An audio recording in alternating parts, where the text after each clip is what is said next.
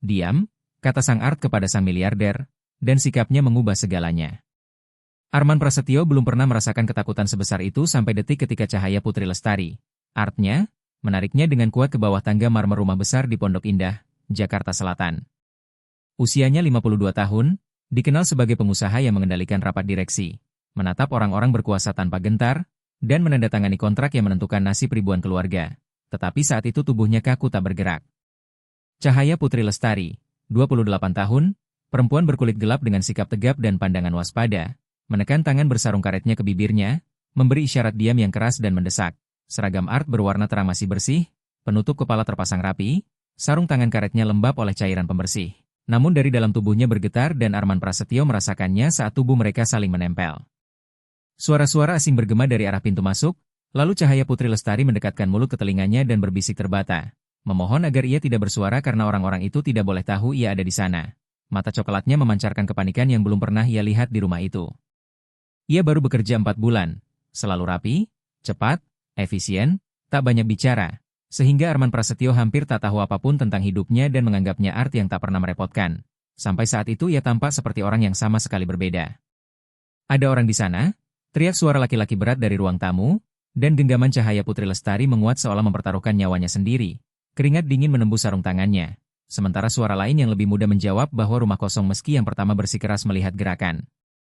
Arman Prasetyo mencoba bergerak, tetapi ia menggeleng tegas. Beberapa helai rambut keluar dari penutup kepala dan menempel di dahi karena tegang. Matanya terkunci pada matanya seolah memohon agar ia tidak merusak ini. Tak pernah seumur hidup ia begitu bergantung pada orang lain. Pengusaha yang mengendalikan 3 pabrik suku cadang otomotif dan mempekerjakan lebih dari 1.000 orang itu sepenuhnya berada di tangan seorang Art. Menit berlalu seperti jam, langkah-langkah berat mondar-mandir, pintu dibuka, laci diobrak-abrik, suara-suara berdebat yang tak sepenuhnya ia pahami. Sementara cahaya Putri Lestari tak melepaskan pandangannya, ekspresinya campuran takut dan tekad, seolah ia pernah mengalami ini sebelumnya. Akhirnya salah satu berkata mereka harus pergi karena ia tidak benar-benar ada di sini meski mobilnya kemarin di garasi. Lalu pintu utama dibanting dan Arman Prasetyo menghembuskan napas yang tak ia sadari tertahan. Cahaya Putri Lestari menunggu beberapa detik lagi, tetap memberi isyarat diam, baru kemudian membiarkan mereka keluar dari bawah tangga saat suara mobil menjauh. Ia berdiri gemetar oleh marah dan bingung, berbisik menanyakan apa yang sebenarnya terjadi. Sementara cahaya Putri Lestari merapikan seragam kusut dan penutup kepalanya. Tangannya gemetar, kulitnya dingin dan lembab seakan tubuhnya berjuang agar tidak roboh. Memohon agar ia percaya karena belum bisa menjelaskan sekarang sebab berbahaya. Arman Prasetyo sempat meninggikan suara, merasa rumahnya disusupi dan ia bertindak seolah sudah tahu ini akan terjadi. Tetapi saat menatap wajahnya ia melihat ketakutan sekaligus keteguhan yang ia kenali.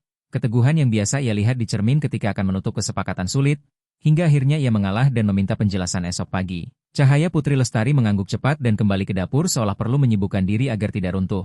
Sementara Arman Prasetyo sendirian di aula. Mencoba memahami apa yang baru saja terjadi, malam itu hampir tak tidur, membayangkan siapa para lelaki itu dan mengapa ia bereaksi demikian. Yakin ia mengenal mereka bukan dari kata-katanya, melainkan dari tindakannya yang mendahului segalanya. Ia bertindak seperti seseorang yang sudah pernah melindungi orang lain sebelumnya. Pagi hari Arman Prasetyo turun untuk sarapan dan mendapati cahaya Putri Lestari menyiapkan segalanya seolah tak terjadi apa-apa. Kopi hitam sudah tersaji, meja rapi, semuanya pada tempatnya, namun tangannya bergetar halus. "Selamat pagi, Pak," katanya tanpa menatap langsung. "Pagi, cahaya Putri Lestari." "Tidur nyenyak?" "Iya, Pak." "Terima kasih." Arman Prasetyo meneguk beberapa kali sebelum kembali ke topik semalam, dan ia memotong cepat, mengatakan belum bisa bicara sekarang namun menjamin ia tidak berada dalam bahaya karena dirinya. Membuat alisnya terangkat dan menyadari itu memang terkait dengannya. Cahaya Putri Lestari berhenti, menarik napas, menatapnya, dan berkata tegas bahwa ia tak akan berbohong tentang hal yang bisa membahayakannya dan jika ia mengatakan aman maka itu benar. Keteguhan suaranya membuat Arman Prasetyo menilai ulang caranya memimpin orang selama puluhan tahun karena ia pandai membaca manusia dan ia tak tampak berbohong. Hanya ketakutan dan terikat pada sesuatu yang lebih besar dari dirinya. Ia setuju dengan syarat jika terulang ia butuh penjelasan lengkap, dan cahaya Putri Lestari mengangguk berharap itu tak terjadi. Arman Prasetyo masuk ke ruang kerja mencoba fokus pada laporan pabrik namun pikirannya kembali pada satu pertanyaan siapa yang menyusup ke rumahnya. Menjelang siang ia membuka brankas untuk mengambil dokumen lama dan perutnya terasa jatuh karena map-map bergeser meski tak ada yang hilang. Tanda jelas seseorang telah mengutak-atiknya sehingga situasi lebih serius dari dugaan. Ia turun cepat dan menemukan cahaya Putri Lestari membersihkan ruang tamu. memintanya bicara sekarang juga. Ia berbalik dengan wajah cemas, dan ketika ditanya tentang dokumen yang disentuh, wajahnya memucat dan ia bersumpah tak tahu apa-apa. Memohon, sementara Arman Prasetyo menegaskan ia tahu lebih dari yang diucapkan karena aset dan perusahaannya bisa terancam. Ia ragu, berjuang di dalam, bersumpah tak akan menyakitinya namun ada hal yang belum bisa dijelaskan, karena bisa berbahaya bagi orang-orang yang ia cintai. Arman Prasetyo terkejut dan menebak keluarganya, dan ia mengangguk tanpa kata. Setelah itu Arman Prasetyo kembali ke ruang kerja tanpa mampu bekerja dan melakukan sesuatu yang belum pernah ia lakukan. Menyewa detektif swasta bernama Rizal Mahendra, pria berpengalaman dan lugas yang meminta beberapa hari untuk menyelidiki dengan saksama, dan Arman Prasetyo menyetujuinya dengan perasaan bersalah karena mencurigai seseorang yang justru melindunginya. Hari-hari berikutnya ia mengamati Cahaya Putri Lestari dalam diam. Pekerjaannya tetap sempurna namun kewaspadaannya meningkat seolah menunggu masalah di setiap bunyi gerbang. 3 hari kemudian Rizal Mahendra menelepon mendesak untuk bertemu jauh dari rumah, dan Arman Prasetyo memilih ruang privat di salah satu pabrik. Rizal Mahendra membuka berkas dan menjelaskan bahwa nama di CV tidak lengkap. Ia bernama Cahaya Putri Lestari namun hanya menulis sebagian untuk menyulitkan pemeriksaan, membuat dada Arman Prasetyo mengencang. Ia melanjutkan bahwa ia memiliki adik laki-laki 25 tahun bernama Bagas, dan disitulah masalahnya, ia memiliki utang besar pada rentenir gelap setempat sekitar 250 juta rupiah dengan bunga yang cepat membengkak. Sehingga para penagih kemungkinan menekan Cahaya Putri Lestari karena tak menemukan Bagas. Tak ada catatan kriminal, rekam jejak kerjanya baik sebagai orang jujur yang terjebak situasi yang bukan ia ciptakan. Arman Prasetyo pulang dengan kepala mendidih. Merasa sebagian tertipu karena nama lengkap disembunyikan namun sebagian lain memahami alasannya dan mengakui logikanya. Saat masuk dapur Cahaya Putri Lestari sedang menyiapkan makan malam, menyapanya dengan bahu tegang seolah menanti yang terburuk, dan ketika Arman Prasetyo berkata mereka perlu bicara, ia berbalik cepat dengan ketakutan yang jelas di matanya. Iya, Pak, jawab Cahaya Putri Lestari dengan suara bergetar, mengakui bahwa ia tahu tentang Bagas dan semua utangnya. Lalu piring di tangannya terlepas dan pecah di lantai, membuatnya langsung berjongkok mengumpulkan pecahan meski tangannya gemetar tak terkendali. Memohon agar diizinkan menjelaskan, dan ketika Arman Prasetyo bertanya mengapa ia berbohong soal nama lengkap saat melamar kerja, ia berhenti, mengangkat wajah dengan air mata mengalir. Mengaku ia takut jika diselidiki maka masalah Bagas akan terbongkar dan ia tak akan diterima. Sementara pekerjaan itu sangat ia butuhkan bukan hanya demi uang, melainkan karena untuk pertama kalinya setelah bertahun-tahun ia merasa aman dan dihargai. Kejujurannya yang polos tanpa hiasan mengguncang Arman Prasetyo, yang lalu bertanya mengapa ia tak bicara saat para penagih datang, dan ia mengaku takut disangka menyeretnya ke masalah keluarga. Lalu ketika ditanya mengapa menyembunyikan begitu banyak hal, ia mengusap wajah dengan lengan seragam dan berkata ia tak ingin mengecewakan satu lagi orang yang ia kagumi, membuat Arman Prasetyo terkejut saat mengetahui ia dihormati karena selama 4 bulan ia selalu diperlakukan layak, digaji tepat waktu, dan diajak bicara sebagai manusia, sesuatu yang sangat berarti baginya. Arman Prasetyo menarik napas dalam-dalam dan menegaskan ia tak bisa membiarkan orang berbahaya mendekat, dan Cahaya Putri Lestari menerima kemungkinan dipecat dengan tenang, hingga ia menatapnya lama dan melihat martabat seseorang yang siap membayar harga tanpa merendahkan diri, lalu memutuskan tak akan memecatnya dan akan menyelesaikan masalah itu bersama Bagas. Menolak rentenir gelap masuk ke hidup dan rumahnya, Cahaya Putri Lestari terkejut campur lega dan takut, menawarkan pergi bersama Bagas, namun Arman Prasetyo berkata tegas bahwa melarikan diri tak menyelesaikan apapun, membuatnya kehilangan pijakan hingga ia berkata akan memikirkannya. Malam itu Arman Prasetyo hampir tak tidur karena untuk pertama kalinya setelah lama ia benar-benar peduli pada orang lain. Dan keesokan paginya ia memutuskan ingin bertemu Bagas untuk memahami dengan siapa ia berurusan dan menyelesaikan masalah dengan benar. Sore harinya Cahaya Putri Lestari membawa Bagas ke rumah besar itu, dan Arman Prasetyo terkejut melihat kemiripan mereka. Mata coklat dan rahang yang sama. Bagas kurus, tinggi sekitar 175 cm, berambut gelap agak acak, bertato kecil di pergelangan kiri. Gugup namun sopan saat berjabat tangan dan meminta maaf karena menyeret kakaknya ke masalah ini, mengakui kesalahannya dan kebenciannya pada diri sendiri, lalu menceritakan awal mula ketika bekerja di bengkel mobil yang tutup tanpa membayar gaji, membuatnya terlilit sewa dan menerima pinjaman singkat dari kenalan tanpa tahu itu rentenir gelap, hingga 20 juta rupiah membengkak menjadi 250 juta dengan bunga mencekik. Arman Prasetyo memahami dan bertanya apakah jika ia melunasi utang itu Bagas akan kembali ke kebiasaan lama. Lalu melihat foto lama kakak beradik itu di dompet lusuh, mendengar janji yang ditepati dan penyesalan tulus, hingga akhirnya ia setuju membayar dengan syarat Bagas bekerja di salah satu pabriknya dengan gaji adil, mengembalikan secara bertahap, dan mereka berdua tinggal di rumah itu sampai semuanya beres. Cahaya Putri Lestari terkejut dan menangis diam-diam saat Arman Prasetyo menegaskan ia ingin mereka aman dan memulai ulang dengan benar. Lalu seminggu kemudian dengan bantuan detektif ia melunasi utang pada para rentenir secara cepat meski tak menyenangkan. Bagas mulai bekerja dan masuk ke ritme baru penuh disiplin. Sementara rumah yang dulu sunyi menjadi hidup. Hingga suatu malam Arman Prasetyo mendengar tawa dari dapur dan melihat Cahaya Putri Lestari mengajari Bagas hal sederhana. Keduanya tertawa seperti saudara sejati, membuatnya berdiri terpaku di ambang pintu dengan perasaan asing di dada sebelum bertanya apakah ia boleh bergabung. Dan Cahaya Putri Lestari tersenyum terkejut mempersilakannya. Malam itu mereka berbincang tentang hal-hal kecil dan menjadi salah satu malam paling ringan yang pernah Arman Prasetyo rasakan dalam bertahun-tahun. Sebulan kemudian ritme rumah terasa benar-benar berubah, hingga pada suatu Jumat malam hampir pukul 10 bel berbunyi dan Cahaya Putri Lestari muncul di aula dengan ragu sambil berkata bahwa ia tidak menunggu siapapun. Bel berbunyi lagi dengan keras, Arman Prasetyo mendekat ke pintu, mengintip melalui lubang pengaman dan melihat seorang perempuan muda membawa koper kecil dengan perut yang jelas membesar. Ia membuka pintu dan dunia terasa berputar karena itu adalah Nadira Prasetyo, 26 tahun. Putri yang hampir 5 tahun tak ia temui, matanya merah karena menangis dan ia berkata membutuhkan bantuan. Sementara Cahaya Putri Lestari mendekat dengan tenang menawarkan teh hangat dan Arman Prasetyo mengangguk masih terkejut mempersilakan putrinya masuk. Di ruang tamu Nadira Prasetyo bercerita sambil terisak bahwa ia hamil 7 bulan. Ayah bayi itu menghilang dan uangnya habis. Ia takut ditolak, membuat Arman Prasetyo teringat pertengkaran lama ketika ia melontarkan kata-kata kejam karena tak sanggup menerima pilihan hidup putrinya. Dan kini ia berdiri rapuh meminta pertolongan. Hingga untuk pertama kalinya setelah bertahun-tahun ia memeluknya dan berjanji semuanya akan diselesaikan.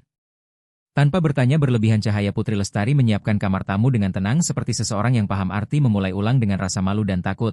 Dan keesokan harinya Arman Prasetyo membawa Nadira Prasetyo ke dokter kandungan terbaik yang ia kenal. Hasil pemeriksaan menunjukkan ibu dan bayi sehat. Kembali ke rumah, Arman Prasetyo terdiam melihat Nadira Prasetyo berbincang alami dengan Cahaya Putri Lestari.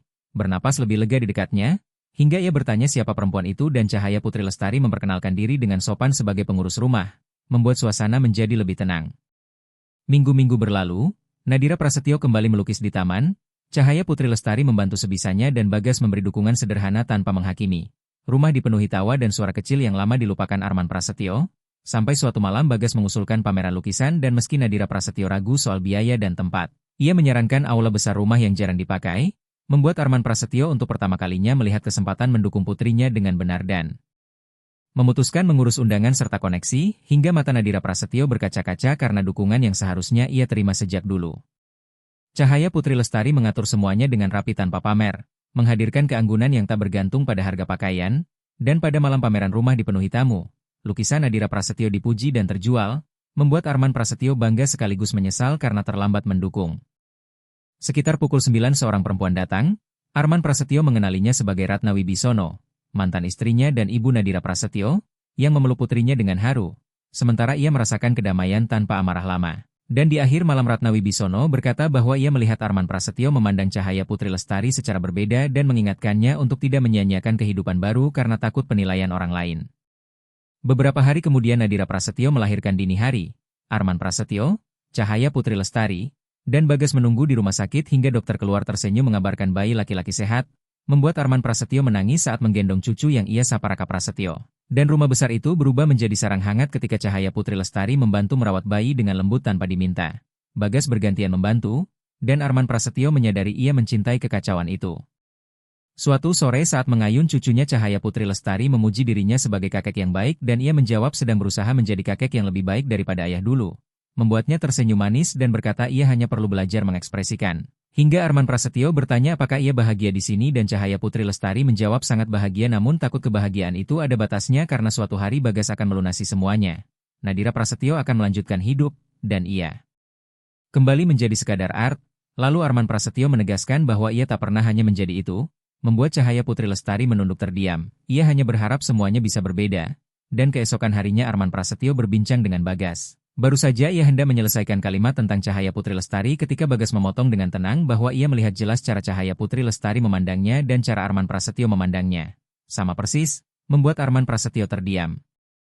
Tanpa kata. Sore itu Arman Prasetyo meminta Cahaya Putri Lestari menemuinya di taman setelah Raka Prasetyo tertidur.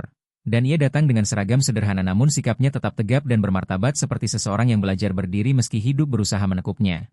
Saat ia bertanya apa yang ingin dibicarakan, Arman Prasetyo memintanya duduk, melihat tangannya bergetar halus, lalu berkata bahwa kehadirannya mengubah hidupnya dengan mengajarkan bahwa rumah bukan tembok melainkan kepedulian dan kehadiran. Bahwa keluarga bukan hanya darah melainkan pilihan. membuat matanya berkaca-kaca hingga ia memintanya tak mengatakan janji yang tak bisa ditepati. Namun Arman Prasetyo melanjutkan bahwa ia menghabiskan bertahun-tahun hidup untuk penilaian orang lain, kehilangan waktu, hampir kehilangan putrinya, tinggal di rumah besar yang kosong dan mengira itu cukup. Lalu dengan napas dalam ia mengaku jatuh cinta padanya. Keheningan berat terpecah oleh angin taman ketika Cahaya Putri Lestari menangis dan mengaku merasakan hal yang sama namun takut pada omongan dunia, prasangka kepentingan, dan penilaian atas dirinya, hingga Arman Prasetyo menggenggam tangannya dan menegaskan bahwa ia mendekatinya untuk melindunginya, mempertaruhkan pekerjaannya hari itu. Dan jika itu bukan cinta ia tak tahu apa itu. Ia memintanya menatapnya dan menyebutnya perempuan paling setia, berani, dan dermawan yang ia kenal, lalu berlutut. Dan melamar Cahaya Putri Lestari, yang terkejut lalu tertawa di antara air mata menerima dengannya. Saat mereka berpelukan, mereka melihat Nadira Prasetyo di jendela menggendong Raka Prasetyo dengan Bagas di sampingnya. Wajah mereka seperti sudah lama menanti, dan ketika ditanya mereka mengaku mengintip sambil tertawa. Pertunangan berlangsung sederhana namun emosional, ada komentar buruk dan label, tetapi juga pengakuan bahwa rumah itu menjadi rumah karena dirinya. Pernikahan ditetapkan pada Sabtu di taman, Nadira Prasetyo membantu mengatur, Bagas menjadi pendamping, Ratna Wibisono hadir dengan hormat tanpa konflik, dan Cahaya Putri Lestari melangkah dengan gaun sederhana yang anggun karena keanggunan berasal dari dirinya. Dalam janji, Arman Prasetyo berterima kasih karena dilindungi saat paling membutuhkan, diajari mendengar, dan berjanji menghormati, mendukung, serta membangun hidup damai bersama. Sementara Cahaya Putri Lestari bersumpah berjalan di sisinya dengan ketulusan karena ia diberi rumah dan keluarga serta diyakinkan layak dicintai apa adanya. Dan ketika dinyatakan suami istri rumah seolah bernapas bersama. Bulan-bulan berikutnya menjadi yang paling bahagia bagi Arman Prasetyo. Cahaya Putri Lestari belajar malam hari dengan dukungannya untuk memahami bisnis dan mandiri. Bagas berkembang di pabrik dan melunasi utang dengan disiplin dan bangga. Nadira Prasetyo terus melukis dengan kepercayaan diri dan dukungan nyata. Dan Raka Prasetyo tumbuh dikelilingi kasih. Setahun kemudian di Taman Cahaya Putri Lestari menggenggam tangan Arman Prasetyo dan mengabarkan kehamilan. Membuatnya terdiam lalu menangis bahagia. Dan beberapa bulan kemudian lahirlah Alena Prasetyo, bayi perempuan sehat yang ia sambut sebagai ayahnya. Rumah yang dulu hanya kemewahan dan sunyi berubah menjadi tawa, tangis bayi, langkah kecil, dan percakapan makan malam, menjadi hidup, dan 5 tahun setelah hari ketika Cahaya Putri Lestari memintanya diam, keluarga berkumpul di taman merayakan ulang tahun Raka Prasetyo dengan balon, anak-anak berlari, hidangan di meja, dan kebisingan hangat yang dulu tak ia hargai. Cahaya Putri Lestari kini berpendidikan dan menjadi pasangan Arman Prasetyo dalam proyek dan keputusan, mengatur semuanya dengan ketenangan seseorang yang akhirnya bisa hadir tanpa meminta izin, hingga Arman Prasetyo menariknya dekat dan berkata hal yang paling mengesankan adalah semuanya bermula dari saat ia diminta diam dan ia menuruti. Membuatnya tertawa dan membalas bahwa ia diselamatkan hari itu. Karena terkadang kita perlu diam untuk mendengar apa yang ingin dikatakan hati. Dan saat dahi mereka bersentuhan, mereka mengakui bahwa hati mereka saling menunggu sejak lama, menyadari bahwa keheningan hari itu bukan ketakutan melainkan awal